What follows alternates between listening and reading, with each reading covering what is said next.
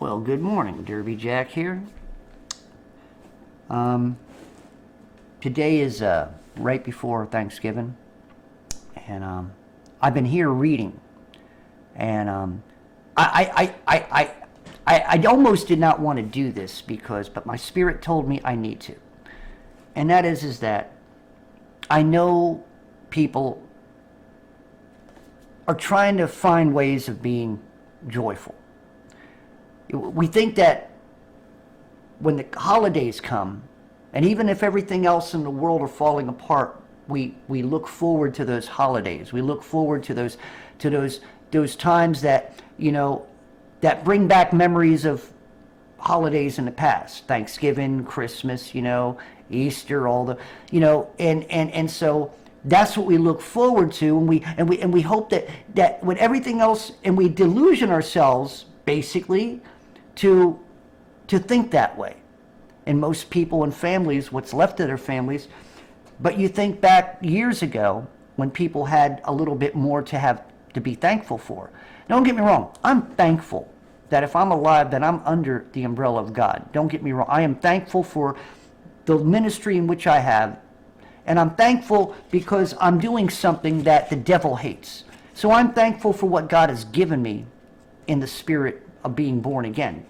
But what I'm saying is, as I look around, and as you all know, if you haven't heard the song yet, it's an old song that I wrote when I was in Bible college many years ago. And I also worked at the Union Mission. And it's called Don't Let Your Hearts Grow Cold. So listen to my music channel, Derby Jack Christian Blues, if you haven't gone there yet, or sub me if you haven't. But yeah, you'll hear that song, and I have it as the main song. I have it like one of the number one songs there. So, but the thing of it is that I've been reading different areas of the of the Bible here, and when Paul would talk about areas of those who are elders, those who are in charge, those who are who are supposed to be masters, are supposed to treat their underlings, the people that work for them, and the poor and all that. As ministers, we're supposed to be that way, and as children of God. But the natural man, when it says governors, when people are in charge, they're not supposed to be cold. A good master, whether they're a Christian or not, would be a good person who would have a heart. The problem is, without God, you're still dealing with phileo love, not agape love. Agape love puts away the pride. Under agape love, when you're doing things like doing good works as a spiritual, the thing of it is, it gets harder for the natural man to do good things, especially when they're powerful, and when they're in all, like when we think of our government. I don't like our government. Our government has gone astray. They are no different than what Jesus came upon when it came to the Pharisees.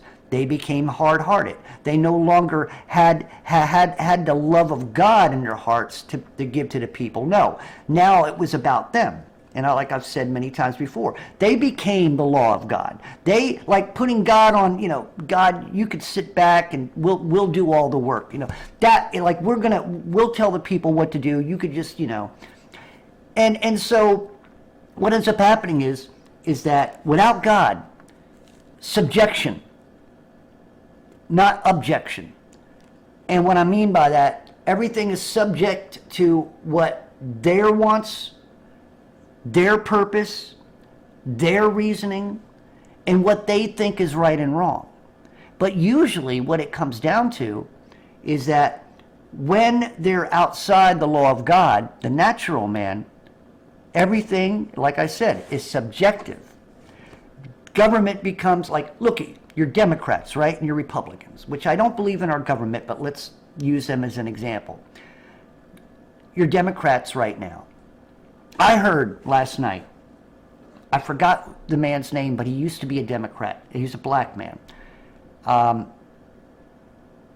And he talked about what the Democrats are and who the I might, if I find it, I'll put the link here. You can watch it yourself. But where they came from, where they came out of. I mean, you're looking all the way back into Egypt and all this other stuff and different, social clubs and stuff. They are the evil side. The Republicans, on the other hand, he didn't say much about them. I guess he's a Republican now. I don't know. But the thing of it is, he talked about Martin Luther King was not the man you think he was. He wasn't that great speaker. He was trying to, I guess, he was sitting there saying that you're free. And this guy sitting here is a Christian, a black man Christian. From his point of view is that God gave me the right to be free. He gave all men the right to be free. They don't dictate your freedom. God gave you unannual, I can't say the word, but you all, we have been given to us, spoken by God himself in his word, to be free. An alienable right to be free, to do what we want to do, to be who we want to be, you see, and to serve who we want to serve. And yet, in the world and the governments of the world, especially here in America, you got one side wanting to change what this supposed Constitution and Bill of Rights and stuff, and putting a lot of stuff on people, especially because they want money. They want this. They want to change things. They want to control your life. And yet what he was sitting here saying, he was talking about what they did to the blacks, but he didn't really say what's happening now. And that is that everything that's going on, he did to a point, but it was always them. But yet now we're all black. Everybody's being treated the same. It has nothing to do with your color anymore. And I think that's one thing he didn't grasp hold of. But anyway, in everything he said, I agreed with him. I just think that he was short-handed in understanding that we're in a time right now that things are a lot worse for everybody. It's no longer in that the Democrats and Republicans are now working within themselves. They're the ones playing God. They're the ones, giving out the orders and changing the narratives and trying to herd the people. But it gets harder for me to think about what we're thankful for. Like I said, you go back to the dinner table on Thanksgiving. You go back 5, 6, 7 years ago. You had family. Maybe older family, your kids are still with you, and now maybe they're grown up, but you had a son and you had a daughter. Maybe you had 2 sons and a daughter. Maybe you had 2 daughters and a son. Maybe you had all 4, and they're out grown up now, and one of them, has come to the table, and one of your sons, maybe you have 2 sons and a daughter, and one of your sons now, who's Johnny, is now named Jenny and wearing a dress. Maybe it's the other way around. Maybe you have a Jenny who's now a Johnny, wearing dungarees with a bulge. Somewhere else instead of... And I wonder if you're a father and a parent, you don't like it. They come and you're trying to have a nice little dinner. Or your children come home from college and now they don't like you anymore. They don't want to go to Sunday, go to service or anything anymore. They don't believe in religion. It gets harder to think about what you're thankful for in circumstances like this. People you used to have for no reason at all are no longer here because they did something in the last year or 2, and they're no longer with us. And you're still wondering why. And some of you can't wrap your head around it was this instead of thinking it was something floating around. And you're looking at an empty seat.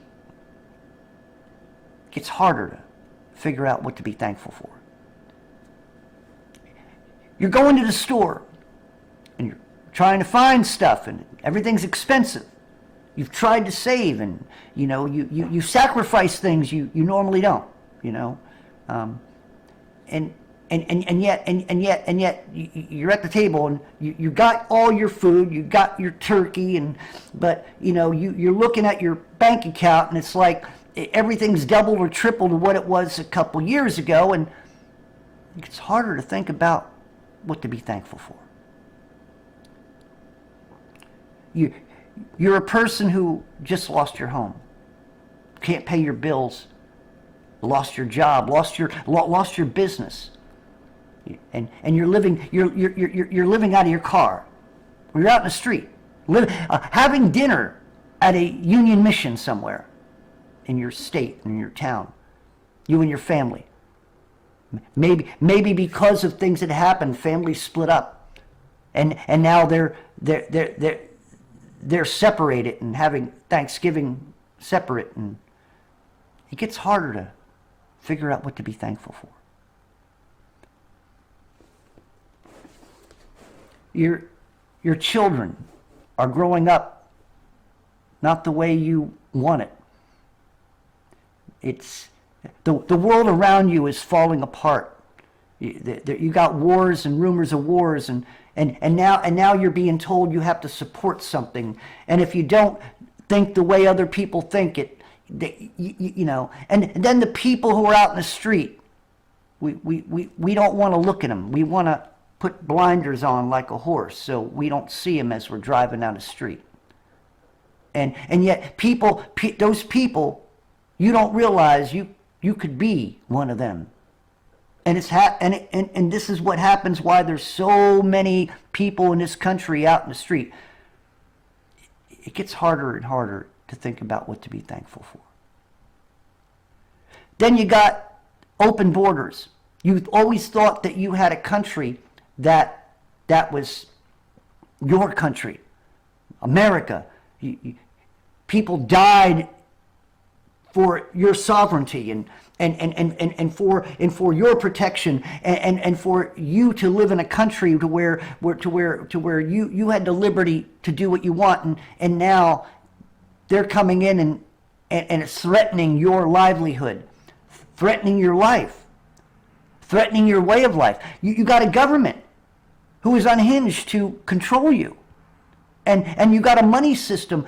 Capitalism is being being erased for communism, socialism, and any other ism, except for freedom. And it gets harder and harder to try to find something to be thankful for. I don't mean to rain on your parade, and I don't mean to bring up things that you're trying to forget. But at the same time, you got to understand the times you're in. You got to understand what these people are trying to do. And this is not just in our country, it's worldwide. That they want to be your overseers. They don't want to be your servants, the people in government. There are people out there who want to devour you and want to destroy your lives, want to break up the family units with all the things that I had just stated. They want to downsize humanity. They want to be able to know that you'll do and take and eat whatever they throw at you, and you'll be done. You'll be happy. And as old Klaus Schwab says, you'll own nothing and be happy. It ain't a statement that makes me happy to think about. And the world keeps churning in these areas. We have a world that's under a delusion, that doesn't even know the shape of its own world, doesn't even know where it is, doesn't understand that we're in a very special place because we are the center of God's universe, and we are His people, the human species. And yet, we have people out there who want to change the species into something different, want to make you a mechanical automaton, if you will, and want us to hook up into a social grid to where nobody has any freedom against, their thoughts are no longer their thoughts. It gets a lot harder and harder and harder to find something to be thankful about when it comes to this world. But I'd like to leave you with this, is that all you can do is pray for strength of God in your lives. It doesn't seem we're going to be able to change the world. And see, what they try to make you think is that, well, one man can do this and one man can do, but yet it's their men and their people, right? It's not the average person. I'm an average person. I would like to change the world into a better world, but they ain't going to let me do that. They want to change the world into a world that they like to have fit. And even me, there are people out there, it's like, well, we don't want a perfect world. We don't want a world. See, here's the thing. They say they want a world that they want to change to where everybody is equity, everybody's equal, but that won't be the way. If they're the ones who are doing it, then that will be them always doing it and always being in power, while the rest of us are only equal on a lower level. That's called class. So class warfare right now is what we're dealing with. And the lower classes are no longer needed.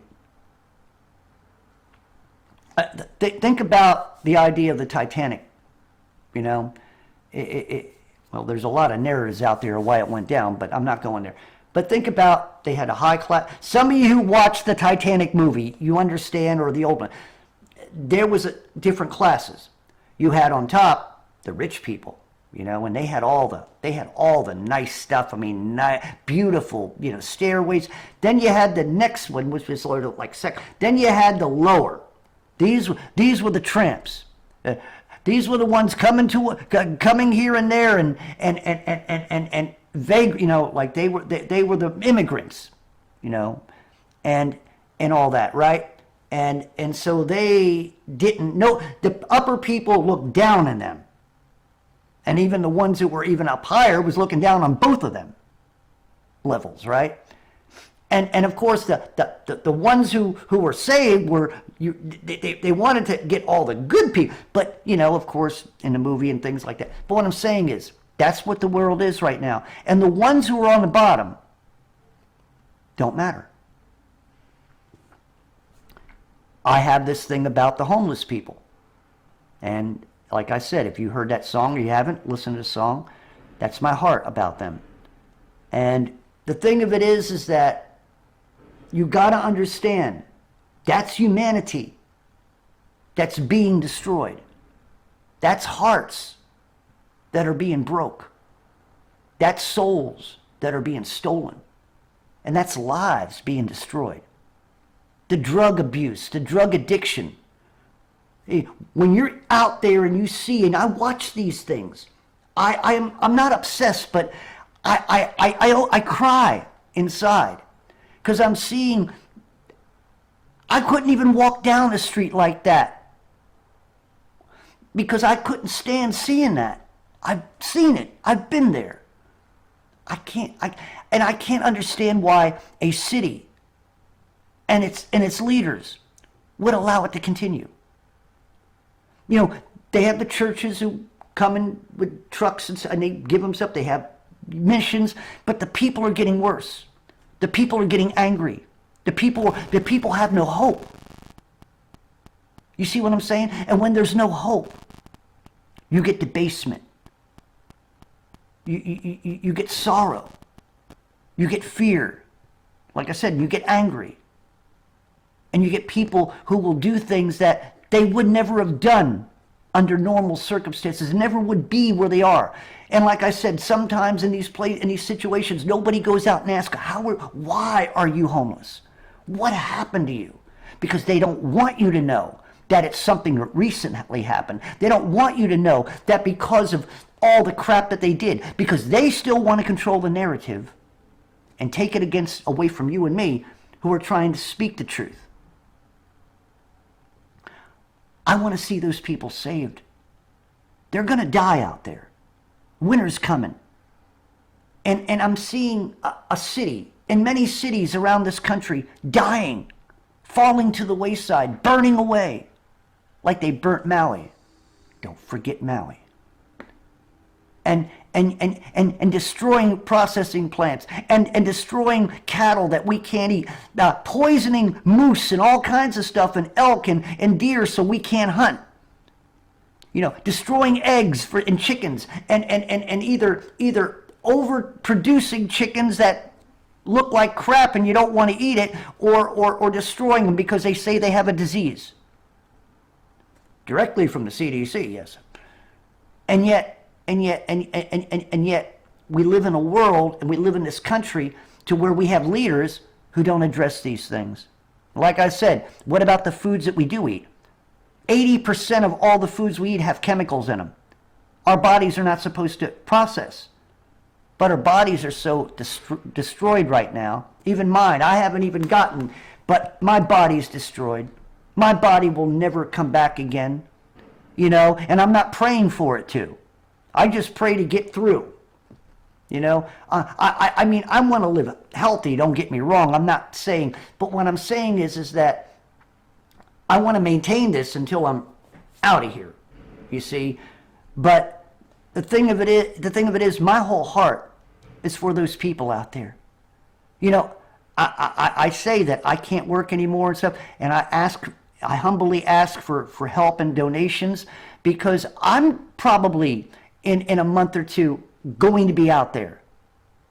And so I want everybody to look at their lives and look at where they are. We have to support one another in prayer and in thoughtfulness, and we have to if we are Christians, we have to worry about those people. I mean, they're dangerous people. They're sad people. You've seen if you watch my video, you'll see the pictures I chose about what that looks like, and that's America. It wasn't just Kinsigan. It's America. It's not just in Philadelphia. It's in Los Angeles. It's in New York. It's in Detroit. Okay? It's in Miami. It's all, well, they're trying to, but still, there's a lot of things going on, Maryland, Texas. Texas is one of the bad ones. A place where the cowboys used to be, the big bad cowboys, shoutouts in the street. Now they're big bad cowboys with a cowboy hat but no gun. I mean, this is what's going on in our country. And yet, and a border open, bringing more people in, giving them food cards, and we got people living in the streets. And giving them all kinds of stuff, but we got people living in the streets, thrown out of their house so they can come in. And these are representatives who allow this. The people you vote in. The governors, the presidents, all of them, representatives. I don't know who they're representing, but a lot of these people ain't representing you or me or the people. Then the controllers, the real controllers, behind the scenes, want people dead, want people sick, want people gone, who are undesirable to them. What? You voted in some great leaders, didn't you? Well, you think you did. It gets harder and harder and harder to find something to be thankful for in this world. So like I said, I apologize if I've ruined your Thanksgiving. But don't feel that way. Still be thankful. Be thankful that if you're a Christian, that you know where you're going. That if your family are born again, you know where they're going. And be thankful that these people who have done these things, there's going to be judgment. There's going to be there's going to be there's going to be things that they're going to have to answer for, who have done these evil deeds, who were authorities outside of God's authority. So be thankful that there'll be a recompense on this, a payback, if you will. But the one thing you really should set your heart on, be thankful that you have the opportunity to be freed spiritually and know that you have an everlasting life. It could be far off, or it could be tomorrow. And I also want you to make sure that you have the Spirit of Christ in you. Because if you don't, everything that you're dealing with, don't be fooled. Make sure you're born again. Make sure you have the Spirit. Because it would be a waste if you died unsaved. Those people on the streets, and it's gathering every day. As more people come in and more money is given to them, more people are out in the streets who are Americans. More people. And it doesn't matter whether you're black, white, Hispanic, you know, what it is. There's Hispanics who were out in the street who went and did it properly to come over here and went through the system properly and went through their waiting period and stuff to get documents. That's an insult to them that these people are just... And the other thing, what kind of people are they letting in? They're not all families. They're men, strong men. Men who can carry guns. How many have ever come over here and you got guards, you got military helping people come over the border? Administration, the people you say you vote in. They're making America unsafe. They're making America America a playground. And not to mention, they talk about child trafficking. If I wanted a 14-year-old girl to do what I wanted, I don't have the money to pay for it. Most of us wouldn't have the money. Not that I want to do it. Most of us don't have the money to buy a 14, 15-year-old child. What do they go for? I don't know. But the ones who probably do, and the ones who probably can afford it, would be those people who are in power and those people who have money. That's a sad thing to think about. It's an awful thing to say. Awful thing to come into somebody's mind, but think about it. The only ones who can afford that would be those who have the money. Children, babies, for ritual sacrifice. Yes, it does go on.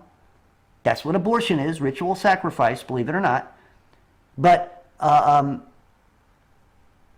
Hittite god called Moloch, they put babies on him and it burned.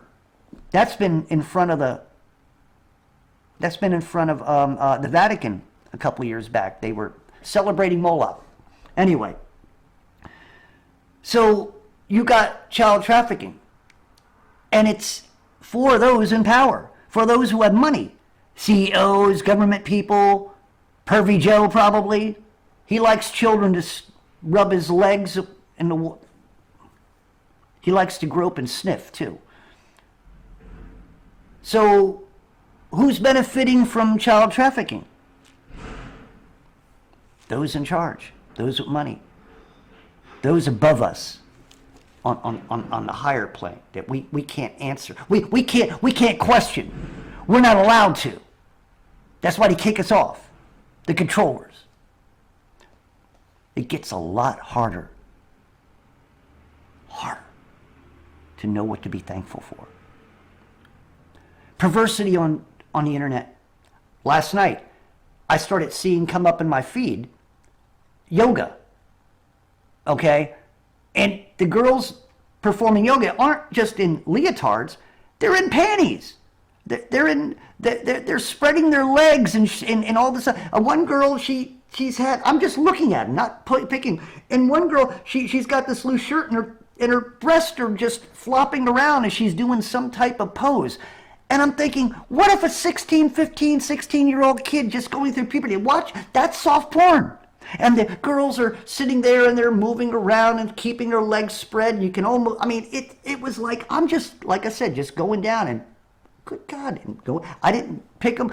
But I'm like, I'm trying to get rid of them. I don't know why they kept coming up, and I'm thinking to myself, so I always do it. I went and complained to YouTube, saying, what the hell are you guys doing, you perverts? Why are you showing this stuff? This is soft porn. So you got to be careful of allowing your children, 15, 16-year-old kid going through puberty.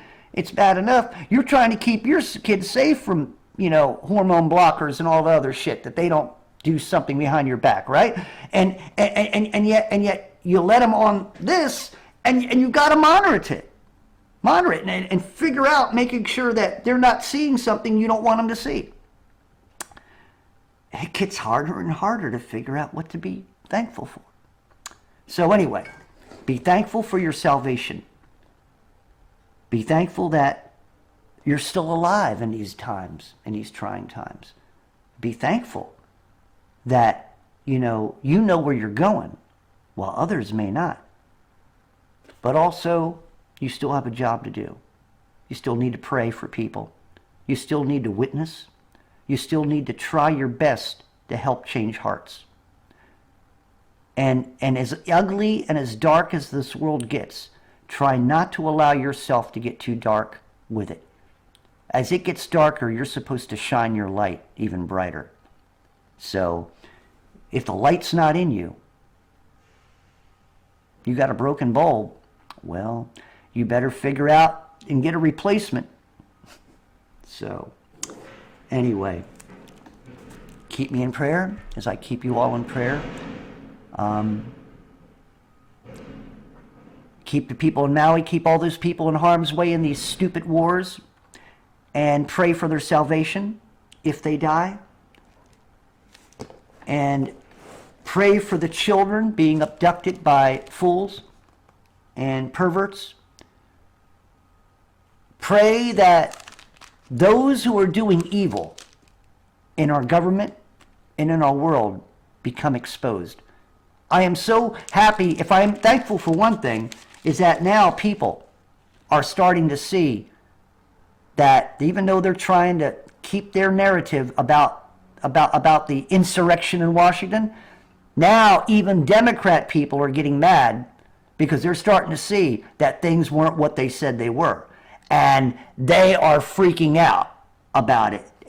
When you watch the news and you hear the guy, they don't know. And Trump's getting 54. And I see the poll the other day, which was, Trump's like at 54 approval, and old pervy Joe is like, 53.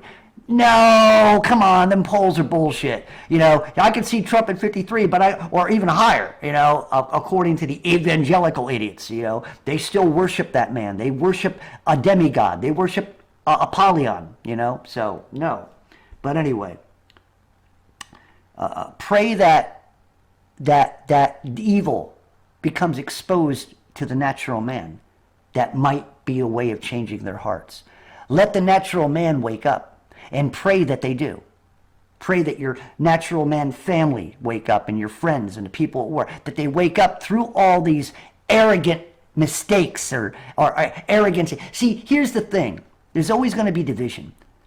You got to understand, there was a controlled release of that. They would not, if the government didn't want it out, it wouldn't have come out. So think about that.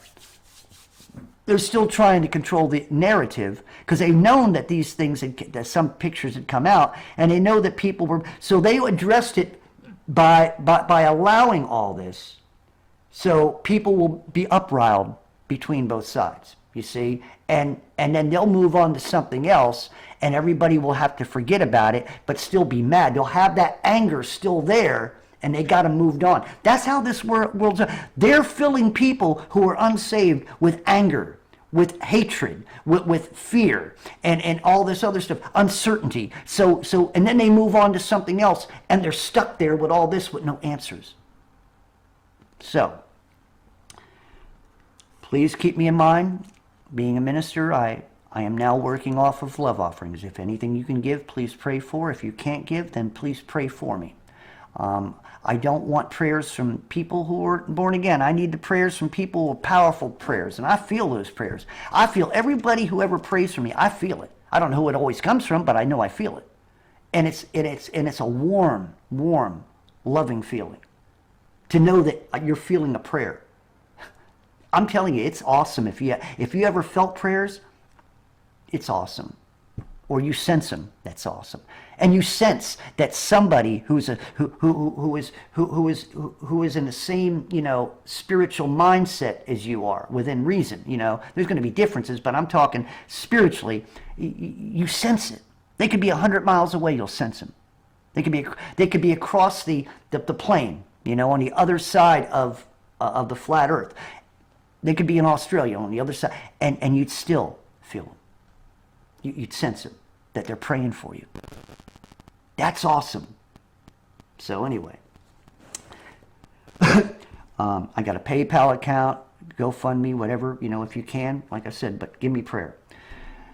So be thankful that you're alive in a time that's awesome. You're here for a purpose. You're here for a reason. Don't let that reason and don't let that purpose be taken away from you and given to somebody else. That would be a shame. And don't fall away. Don't allow your spirit to leave you because of your pride. Crush that pride because you don't need it right now. You need power from the Holy Spirit.